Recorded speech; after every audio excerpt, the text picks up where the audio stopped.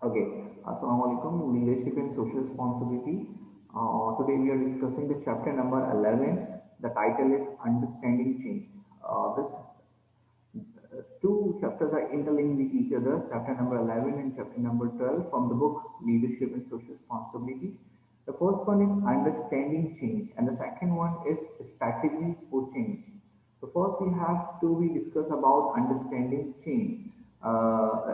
It is quite relevant to the our topic that how the leadership is effectful to mold and shape our behavior, and how we become an ethical person to be build a community to put the social impact in our society as well.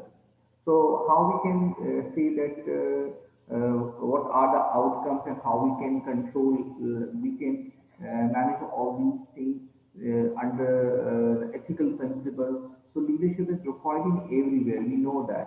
So first we have to be understand the change, what is change, what are the factors that we require, and then from the individual perspective, how we can understand the change, and as well as the facilitating the change, how we can facilitate, what are the instruments, what are the tools required for change. So here is the outline.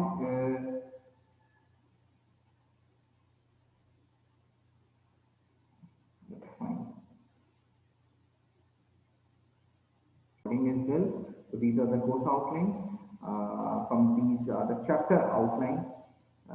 Three basic sections are there: understanding change, then understanding change from the individual perspective, and then facilitating change. So we have to be double click over it.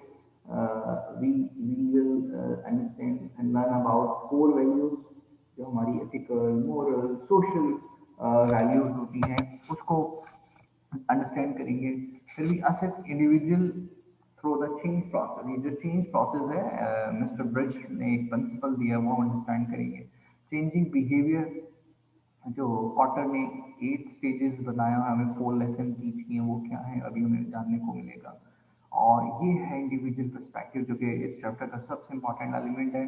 Transitional model, bridge model, Schlossberg model, resistance model है, ओटोलो resistance to change hypothesis, Kubler Ross phase of mourning, Conner के 5 phases हैं. Dimension, फिर उसके बाद हम देखेंगे dimensions of change, साथ में फिर जो है वो डेप्थ ऑफ परसिस्टेंट चेंज का है, ट्रांसफॉर्मेशनल चेंज जो टिपिंग पॉइंट हमें नजर आते हैं. तो अब हम now we move on toward the.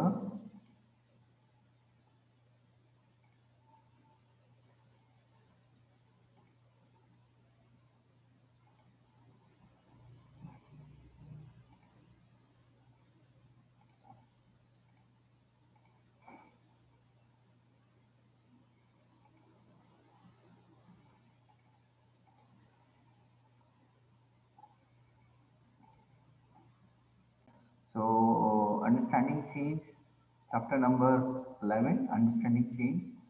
और इसमें हम सबसे पहले तो हम ये देखने जा रहे हैं कि चेंज को अंडरस्टैंड करेंगे. तो देखेंगे डिफरेंट ऑथर्स ने क्या कहा. जैसे कोनर क्या कह रहा है कि change cannot be characterise along culture dimension. Change सिर्फ कल्चर की डायमेंशन थी, बल्कि उसमें मैनी मल्टीपल एस्पेक्ट्स हैं. जैसे उन्होंने बताया, how individual react to change with two distinct culture characteristic. हर एक का जो रिएक्शन है मीनवाइल वो डिफरेंट होता है. Losing control is a common fear of human beings and a common concern when change is introduced in organisational environment. ये बिल्कुल फैक्चुअल बात है. जब कभी भी चेंज हमारे सामने आता है तो हमें सबसे बड़ी मज़ाहमत, रेजिस्टेंस सामने आती है, और जो एक टेंशन क्रिएट होती है. तो चेंज क्या है अगर हम देखेंगे, तो अगर हम according to that definition देखें, change is a complex, you can see that change is a complex concept in the leadership process, right? और लीडरशिप का काम ही है टू ब्रिंग चेंज. अब वो चेंज क्या है? Even the smallest change can be difficult to be introduce and manage. और जब चेंज आता है, अब वो चेंज किस तरह का है? वर्क के अंदर हो सकता है, एनवायरनमेंट में हो सकता है, जॉब में हो सकता है, पर्सनल लाइफ में हो सकता है. और हम उसकी नेगेटिविटी को जो है वो अंडरस्टैंड करते हैं, ठीक है. और एक पर्सनल ट्रांजेक्शन्स हमारी होती हैं, अपने आप को बैलेंस करने, सिक्योर करने के लिए। तो एंथ्रोपोलॉजिस्ट जो कल्चर स्टडीज़ को करते हैं, ह्यूमन स्टडीज़ को करते हैं, तो उन्होंने ये स्टडी किया कि resistance to change was required to sustain social order and cohesion in the group. और डज इट मीन कि जब भी चेंज आता है तो उसके सामने रेजिस्टेंस आती है उसको स्टेबल करने के लिए, और चेंज को एक्सेप्ट करने में टेक टाइम। तो चेंज क्या है? Change can also bring about the possibilities to renew energy, enthusiasm लेकर आता है, बदलाव लेकर आता है। तो अब हम देखेंगे change from the individual perspective. Individual perspective में यहाँ पे विलियम ब्रिज और नैन्सी जो है, इन दो के कॉन्ट्रीब्यूशन हैं, दो मॉडल्स हैं जो कि अभी हम देखते हैं कि वो किस तरह से वो बताते हैं, किस तरह से वो इलस्ट्रेट करते हैं दोनों चीज़ों को। तो अभी हम इसको डिस्कस करते हैं। चलिए देखिए, नैन्सी क्या कहती है कि life changes is difficult because it impacts on roll, responsibility, routine and assumptions about one self. क्यों भाई? जिंदगी के अंदर बदलाव क्या है? हम अपनी ड्यूटीज, रिस्पॉन्सिबिलिटीज, रूटीन, ये सब कुछ हम रोज़ बरोज़ हमारी चेंज होती हैं और उसका इम्पैक्ट भी हमारी लाइफ में आता है। वो कहते हैं कि न्यू एक्टिविटीज़ हमारी लाइफ में ऐड और लेस होती रहती हैं। तो इस तरह वो बताते हैं चार कुछ पोटेंशियल हैं, वो आइडेंटिफाई करते हैं। ये you have to be noted down, very important discussion है ये। Four potential resources that can be use to help manage change. पहला, सिचुएशन। ठीक है, आप अपने पास नोट डाउन कर लें। सबसे पहला क्या है? Situation that can be use to help manage change. Situation, situation क्या है? How feel about the change, the timing.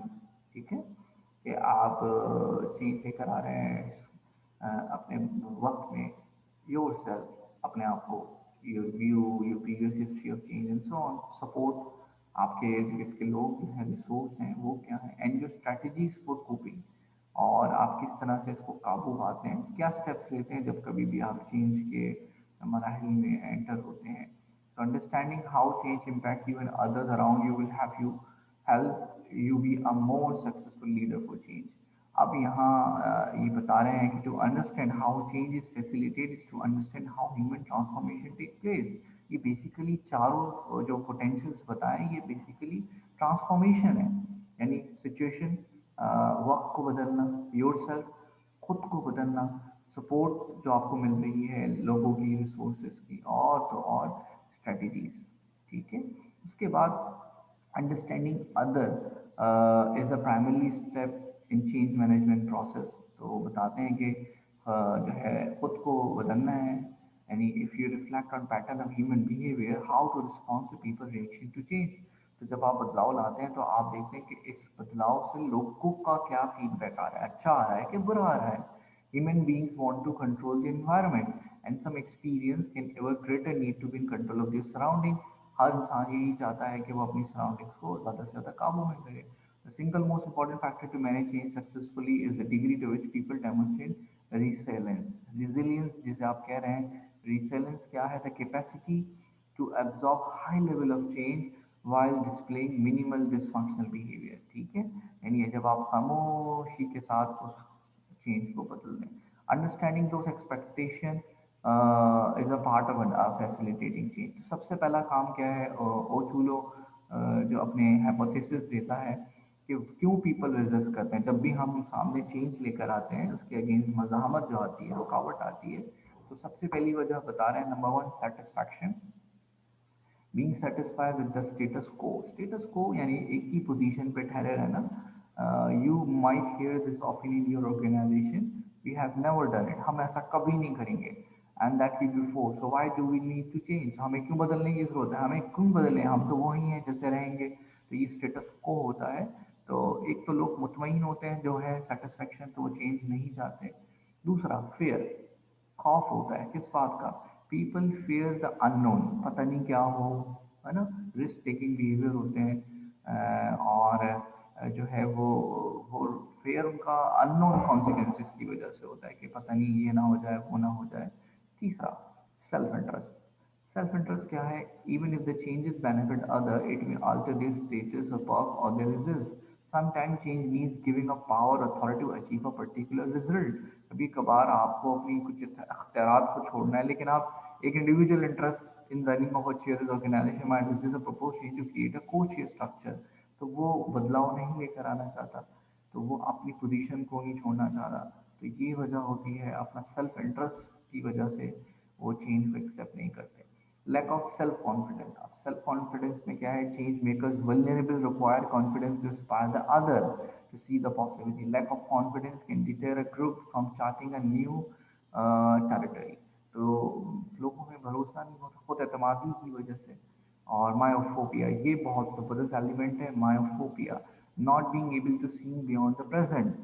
ये बहुत इंपॉर्टेंट है कि हिस्टोरियन जॉन लुकास कहते हैं कि मायोफोबिया क्या है, when people don't see something, लोगों को दिखाई ही नहीं दे रहा something, this often means that they don't wish to see it, वो देखना ही नहीं चाहते। A condition that may be comfortable and profitable to them, कि क्या कुछ उनके लिए सुकून है, क्या कुछ उनके फायदे के लिए है, तो उसको मायोफोबिया कहते हैं, मायोफोबिया। तो एक आदत, और अगली चीज क्या है, हैबिट। सिक्स क्या है, हैबिट। ये कुछ हाइपोथेसिस नहीं है, अजम्पशंस नहीं है, जिसकी वजह से लोग बदलाव को, चेंज को पसंद नहीं करते हैं। Habit, habit can be positive, अच्छा आदत अच्छी भी होती है और आदत बुरी भी होती है, but they can also inhibit change, causing group to be, हाँ आदत बदलना नहीं चाहती, क्योंकि हमारी आदतें बाय द ट्रेडिशंस हैं, बाय द कस्टम्स हैं, बाय द फिक्स पैटर्न है। For example, it might be habit for the Latino student organization to recruit new members in the spring, but it might be a better practice generally more members in the recruit took place in the fall. तो मतलब यही बात कर रहे हैं यहाँ पे कि हम एक नए मेंबर्स को इंक्लूड करेंगे तो फिर और चेंजेस लेकर आएंगे। तो ये जो पूरे चार छः के छः हैबिट्स दिए हैं यहाँ पे, छः हाइपोथेसिस दिए हैं। पहला सेटिस्फैक्शन था, जो स्टेटस को बदलना नहीं चाह रहे। दूसरा फेयर था, फिर सेल्फ इंटरेस्ट था, लैक ऑफ सेल्फ कॉन्फिडेंस, फिर मायोफोबिया, फिर हैबिट। ये छः के छः हाइपोथेसिस हैं जो चेंज को रेजिस्ट करते हैं। ठीक है जी। उसके अलावा अब ये देखते हैं हम आगे, ये चार फेसेस जो हैं कोनर ने एक्सप्लेन किए। कुबलक रोज के 5 स्टेजेस हैं, मॉडल हैं 3 स्टेजेस के अंदर। ठीक है, और ये इसने ह्यूमन रिएक्शन को देखा है कि from death and dying process से गुजरते हुए we can understand the people reaction to the negative change. तो ये सबसे पहला फेज क्या है, ज़रा देखते हैं। ये कुछ इसने 8 फेजेस बनाए। Number 1, stability, the present state. सबसे पहले तो जिस पोजीशन में अभी हम हैं। सेकंड स्टेज होता है इमोबिलाइजेशन, यानी अब हल्के हल्के हम बदलाव की तरफ आ रहे हैं। Shock of paralysis to initial change, मुख्तसर सा बदलाव आ रहा है। डिनाइल, फेज 3 डिनाइल है, तो change related information is ignore और नॉट एक्सेप्टेड एज रियलिटी। ठीक है, कुछ चीज़ों को मानना, कुछ बना, पहले तो बना कर देते हैं। Phase 4 anger, frustration and anger, के इस चेंज को सपोर्ट नहीं करते। फिर 5 बार्गेन, फिर बैठते हैं, नेगोशिएट करते हैं इससे चेंज के प्रोसेस को। और फिर फेज 6 क्या है, depression. Depression, a typical response to negatively perceive change including disengagement and decrease in physical and emotional energy. तो डिप्रेशन क्या है, यानी a typical response to negatively perceive change including disengagement. तो अब यहाँ आके उनको थोड़ी सी इमोशनल एनर्जी जो है वो परेशान किया, ये चेंज होगा तो क्या होगा। फिर testing, regaining a sense of control and seeking out new way to redefine goal. और फिर वो टेस्ट करते हैं कि चलो ये देखते हैं कि किस तरह इस पर काबू पाया जा सकता है। फाइनली वो एक्सेप्टेंस के लिए तैयार हो जाते हैं कि change is responded to realistically even though individually may still be adverse to change.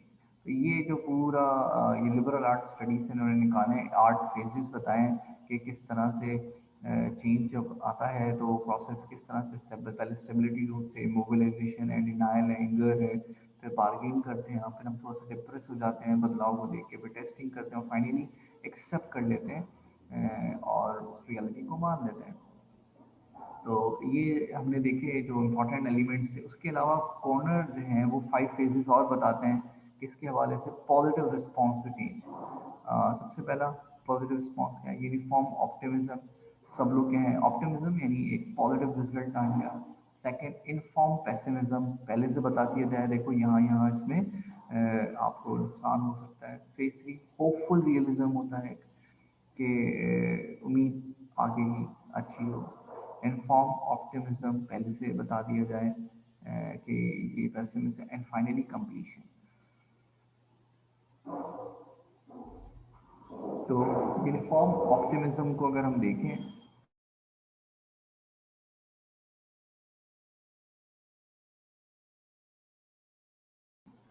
Uniform optimism को अगर हम देखें तो ये पॉजिटिव चेंज जो है वो इज अ रिस्पॉन्स। अच्छा, सेकंड फिर इन्फॉर्म पेसिमिज्म है, यहाँ कहते हैं possibility of creating something new then reality begin to sink. ठीक है, कि हम कुछ तैयार हुए आने के समझने के लिए, as people begin to wonder the idea will attract enough interest. ठीक है। अच्छा, उसके अलावा new organisation can offer they become more confident, वो क्या है, होपफुल रियलिज्म। तो देखिए यहाँ पे हमने बड़ी डायग्राम के जरिए हम जरा देखते हैं तो हमें ज़्यादा अच्छे से समझ आएगा। ये जो कूलर के 5 फेजेस हैं of positive response to change, किस तरह से एक पॉजिटिव रिस्पॉन्स हम डेवलप करते हैं। पहले तो अनइन्फॉर्म पेसिमिज्म होता है, पेसिमिज्म समझ रहे हैं ना, ऑप्टिमिज्म होता है पॉजिटिव सोचना। पेसिमिज्म क्या है, बहुत ज़्यादा नेगेटिव सैड बुरा सोचना। तो पेसिमिज्म से ऑप्टिमिज्म की तरफ हम कैसे लेके जाएंगे, देखें आप। सबसे पहले तो उनको लगता है कि शायद ये चेंज जो है वो नुकसानदेह होगा उनके लिए, फिर उनको बताया जाता है कि इसमें क्या, अनइन्फॉर्म से वो इन्फॉर्म्ड होते हैं, फिर उसके बाद वो पब्लिकली प्राइवेटली चेकआउट करते हैं चीज़ों को, फिर वो कुछ उम्मीद जागेगी, वो जगानी पड़ती है, रियलिस्टिक पोजीशन बतानी पड़ती है कि इस चेंज से अच्छा आ सकता है। फिर वो इन्फॉर्म हो जाते हैं अबाउट द ऑप्टिमिज्म कि क्या क्या पॉजिटिव है, और इस तरह से जो है वो पेसिमिज्म कंप्लीट हो जाता है और ऑप्टिमिज्म की तरफ ट्रांसफॉर्म हो जाता है। तो ये देखा आपने पूरा एक प्रोसेस बताया, यानी कंप्लीशन क्या है, वह जब आपका जो प्लानिंग ग्रुप है वो अपने स्ट्रक्चर को नए ऑर्गेनाइजेशन में रिक्रूट कर ले और इस आइडिया को एग्जीक्यूट कर ले। तो ये हमने एक प्रोसेस देखी। अच्छा, इसी तरीके से ये कुछ यहाँ पे टिपोलॉजी यानी टाइप्स ऑफ चेंजेस हैं जो हम इस यहाँ पे देखते हैं। तो ये 4 फेजेस में नज़र आ रहा होगा हमें, ये टाइप ऑफ चेंज है। एडजस्टमेंट, एक तो देखें चेंज आता है तो एक समझ लें आप एडजस्टेड चेंज है, मैं इसको यहाँ से समझाता हूँ आपको। Yes, you can see that ये जो टाइप ऑफ इंस्टीट्यूशनल चेंज है, तो पहला एक एडजस्टमेंट है, एक आइसोलेटेड है, एक फार रीचिंग चेंज है और एक ट्रांसफॉर्मेशनल चेंज है। अच्छा, चेंज ऑफ फर्स्ट टाइप यानी एडजस्टमेंट चेंज के बारे में क्या कह रहे हैं वो कहते हैं कि माइनर सी ऑल्ट्रेशन होती है एडजस्टमेंट के अंदर, आपने ज़रा सा एडजस्ट करना है, बाकी चीज़ें इतनी नहीं, बहुत ज़्यादा बदलाव नहीं है, बहुत मामूली सा तब्दीली जिसे कह रहे हैं आप। ठीक है, जैसे कि यहाँ लिखा हुआ है कि आपने 3.0 से 3.1 जीपीए कर दिया, तो बहुत स्लाइटर सा चेंज आप लेकर आए। अच्छा, that would be an adjustment type change. अच्छा, इसी तरह से सेकंड चेंज अगर हम देखते हैं यानी आइसोलेटेड चेंज की बात करते हैं हम, तो ये किस एक्सपेक्ट से है कि इसका इम्पैक्ट दूसरी ऑर्गेनाइजेशन के ऊपर नहीं पड़ेगा। ऐसा हम काम करें कि जो है वो हम इसका इम्पैक्ट जो है ऑर्गेनाइजेशन के ऊपर डायरेक्टली ना पड़े। ठीक है, उसके अलावा फार रीचिंग चेंज जो है ये क्या है, नाम से ही जाहिर है, चेंज इट्स नेम के फार रीचिंग चेंज ये बहुत बड़ा बदलाव इम्पैक्ट लाना चाह रहा है, वासिफ चेंज लाना चाह रहे हैं, न्यू आइडेंटिटी डेवलप करना चाह रहे हैं, मार्केटिंग ट्रेंड लेकर आ रहे हैं। अच्छा, चौथा जो है ये मुझे बड़ा पसंद है, वो है ट्रांसफॉर्मेशनल चेंज। ये बड़ा सिग्निफिकेंट होता है, बड़ा डीप होता है, बड़ा ही परवेसिव होता है। परवेसिव मतलब एक गहराई में है। ट्रांसफॉर्मेशनल मल्टी कल्चरल ऑर्गेनाइजेशन से हमने इसको मल्टी कल्चरल बना दिया और एक यूनियन बन गया, ऑर्गेनाइजेशन के बजाय वो यूनियन बन गई, तो इसका मतलब बड़े पैमाने पर बहुत बड़ा एक हम बदलाव लेकर आ रहे हैं। तो ये हमने देखा, ये चारों फेजेस हमें नज़र आ रहे हैं। हम एक बार देखते हैं फिर से, ये 4 हमारे क्वाड्रेंट नज़र आते हैं। पहला बहुत माइनर से चेंज है, लोअर चेंज है, और इसकी डेप्थ भी लो है। अच्छा, आइसोलेटेड चेंज जिसमें हम चेंज है मगर हम इम्पैक्ट नहीं डालना चाह रहे ऑर्गेनाइजेशन के ऊपर। फार रीचिंग चेंज जो है वो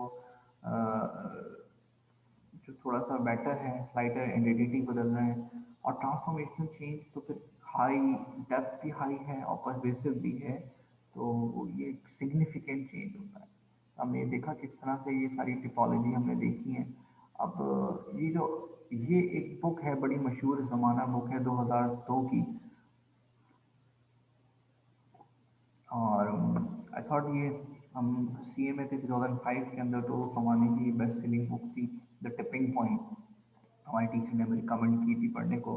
तो बात है, अब तो ये एकेडमिक टेक्स्ट के अंदर भी शामिल हो गई है। देखिए मैल्कलम ग्लैडवेल, ग्लैडवेल की टिपिंग पॉइंट ये मार्केट में भी अवेलेबल होगी, इजीली मिल जाएगी बहुत। अब तो बहुत पुरानी हो गई, तो आई थिंक ये पीडीएफ में भी आपको ऑनलाइन फॉर्म में मिल जाए। बहुत मज़ेदार पॉइंट बुक है। चलिए मैं इसकी समरी आपको शेयर करता हूँ, समझाता हूँ क्या कहना चाहते हैं। टिपिंग पॉइंट ये कहता है that moment in epidemic when anything can change all at once. वो कहते हैं जिंदगी में एक पॉइंट ऐसा आता है, the turning point, the tipping point, जहाँ पे सब कुछ बदल जाता है। The tipping point happen when something unique और अननोन बिकम कॉमन। कोई एक ऐसा मोड़, ऐसा लम्हा। तो ग्लेडवेल डिस्क्राइब करता है उस टिपिंग पॉइंट ऑफ चेंज को तीन कैरेक्टरिस्टिक में। Number one, emergence of the trend idea, a crime wave and the like is contiguous. एक बीमारी और वायरस की तरह से जब एक ट्रेंड जब दौड़ता है तो सब बदल जाते हैं, है ना। सब डिजिटल हो गए, सब ऑनलाइन हो गए, सब जो है वो हिप हॉप हो गए, सब जो है वो फॉरेन से मॉडर्नाइज हो गया। तो ये ट्रेंड है ना, सोशल ट्रेंड, वर्चुअल ट्रेंड। तो ये एक वायरस की तरह से। अच्छा, सेकंड कहते हैं little change can have big effect. दूसरी बात वो कहता है कि कभी कभार जो एक छोटा सा कचरा गिरता जाए कंटिन्यूसली बेसिस के ऊपर, तो वो एक बड़े से पहाड़ में भी सुराख, वो जीरो पॉइंट होता था एक ज़माने में समुद्र किनारे, तो वो जीरो ही ख़त्म हो गया उसका। तो वो क्यों हो गया, वो समंदर ने आके उसको जो है वो एक सालों बाद जो है वो, कई सालों बाद वो वहाँ से वो पत्थर ही जो है वो ख़त्म हो गया। तो ये बिल्कुल एक है, एक मामूली सा कतरा एक पत्थर पे मुसलसल गिरता चला जाए तो बड़े बड़े से पत्थर को भी जो है वो उसमें सुराख कर सकता है। तो ये बहुत इंपॉर्टेंट है कि little change can have effect, big effect, continuously होने चाहिए। तीसरा point, change happen in one dramatic moment rather than the gradually. अच्छा, कभी कह रहे हैं वो तीसरा जो चेंज होता है, देखो एक चेंज तो कैसा बताया उन्होंने, वायरल की तरह से फैलता हुआ है, और दूसरा चेंज उन्होंने बताया कि कतरा कतरा जो बड़े बड़े चेंजेस बड़े लेकर आ रहे हैं। लेकिन एक चेंज हैपन वन ड्रामेटिकली, बहुत एक ड्रामेटिक मोमेंट होता है जो थोड़ा सा स्लोली ग्रेजुअली नहीं है, वो एक सडन चेंज है।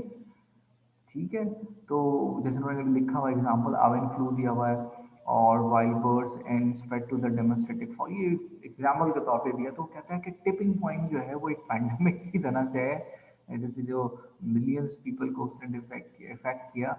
और ये केस स्टडीज ने पूरा लगाया कि 2006 में वो होगा, 2006 के अंदर ये फ्लू जो है उससे इफेक्ट किए थे। तो इसको सडन चेंज कह रहे हैं। जैसे अभी हम देखेंगे तो sudden, the concept of sudden change was introduce इन 1970। तो ग्लैडवेल का जो टिपिंग पॉइंट है वो इसी तरह वो आगाही कर रहा है, सडन चेंज जो आता है।